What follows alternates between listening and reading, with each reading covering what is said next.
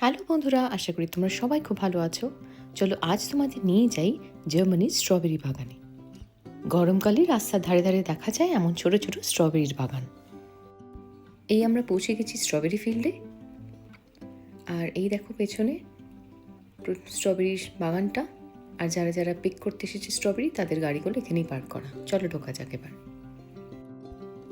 এখান থেকে একটা স্ট্রবেরি বেকিংয়ের জন্য একটা ছোট বক্স আমরা নিয়ে নেব। কেউ কেউ চাইলে নিজের বাড়ি থেকেও বক্সটা আনা যায়, তবে আমরা এখান থেকেই বক্সটা কিনে নেব। হ্যাঁ, লাল না, ওটার মতো নষ্ট নষ্ট লাগছে। লাল টুকটুকে দেখ না, এই যে এখানে রয়েছে।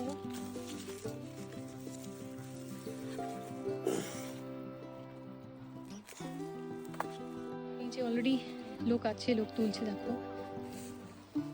এই স্ট্রবেরি পিকিং না প্রতি বছর সামারে আমাদের মোটামুটি একটা ম্যান্ডেটরি অ্যাক্টিভিটি হয়ে দাঁড়িয়েছে।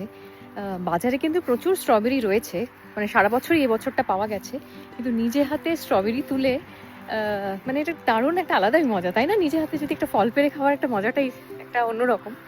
তো এই দেখো কেমন লাল টুকটুকি সব স্ট্রবেরিজগুলো। এমন সুন্দর লাল টুকটুকি রসালো স্ট্রবেরি গাছ থেকে পেড়ে খাবার মজাটা কিন্তু ভাষায় প্রকাশ করা কঠিন।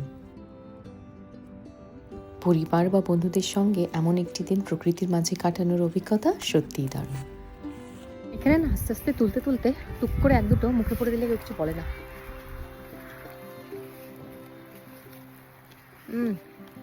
দারুণ মিষ্টি। না ধুয়ে খেয়ে নিচ্ছি, অবাক লাগতে পারে।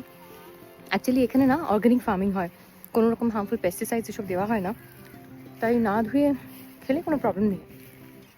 আর বাচ্চারা তো এখানে মানে পিক করার আগেই বোধহয় অর্ধেকটা খেয়েই ফেলে।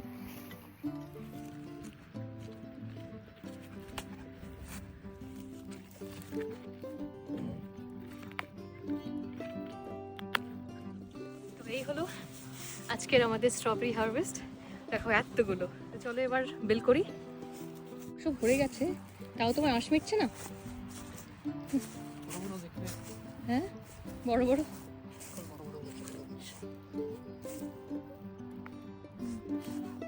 স্ট্রবেরি তুলতে তুলতে আমি বেশ 4-5টা খেয়ে ফেলেছি। ওরা সেটা জানেও, এটা অ্যালাউড, কেউ কিছু মনে করে না। তো বাজারে থেকে এখানে দামটা একটু বেশি, তো ওই আর কি ধরেই নিয়েছে যে লোকজন তুলতে তুলতে খেয়ে নেবে কয়েকটা। এবার এখানে আমাদেরকে পে করতে হবে আমাদের যতটা বাক্সের ওজন হয়েছে সেই বুঝে। তাহলে চলো আজকের মতো ব্লগটা এখানেই শেষ করলাম। আবার দেখা হবে তোমাদের সাথে আরেকটি নতুন গল্পের সাথে।